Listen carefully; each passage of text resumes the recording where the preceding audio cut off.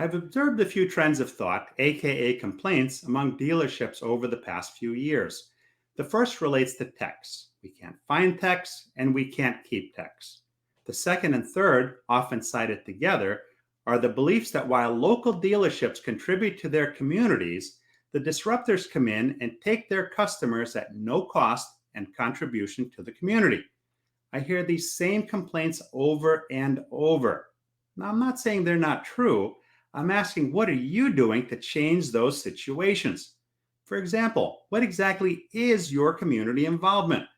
We justify involvement by putting our dealership name on baseball jerseys, basketball uniforms, banners at track and soccer fields. With all due respect, that's not community involvement. That's advertising with a touch of goodwill. And we all know how expensive advertising is. Dale Carnegie's timeless book, How to Stop Worrying and Start Living, talks about how worry, and complaining without solutions is worry, stifles our ability to move forward and grow. Smart man. And in true Dale Carnegie fashion, he offers a way to move beyond the worry and towards fulfillment. In our case, change in 3 steps. 1. Analyze the situation and determine the worst possible scenario if you fail. 2. Accept the worst possible scenario if it's to happen. And 3. Focus on ways to improve the situation to affect a better outcome. Let's look at our 2 situations and apply Mr. Carnegie's method. Steps 1 and 2 are easy. No rocket science there. If the disruptors come in and take all our customers, our doors will close. Step 3 is where we can stop complaining and change the outcome. Disruptors are age old and we know they're not going away, so stop complaining about them.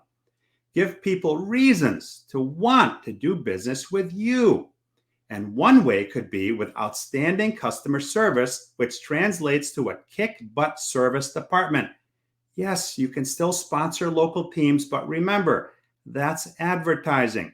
And all the advertising in the world does not make up for how you demonstrate your value in the shop. Which brings us to the solving the tech issue. Consider, what are you doing to improve your techs? Do you provide training, tools, tuition reimbursement, paid and non-paid incentives? Are you losing technicians? And if so, do you even know why?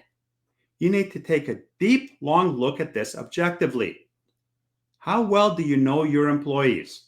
Do they feel that they're part of a team? Do they know their value in the role they play as it relates to them and as it relates to the entire organization? How much do you invest in your employees?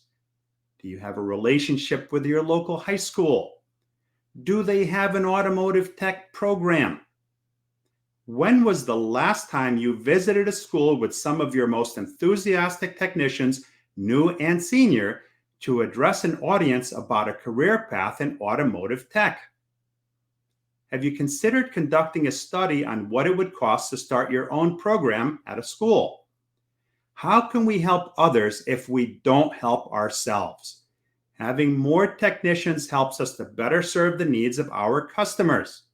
And according to Cox Automotive study, better than 70% of our customers go to the aftermarket shops for service. More better trained techs could mean the difference between a customer coming to our shop or going to some of those aftermarket shops. We take care of our techs in order to take care of our customers because it's all about the customer. Always. There are so many opportunities to change the outcome.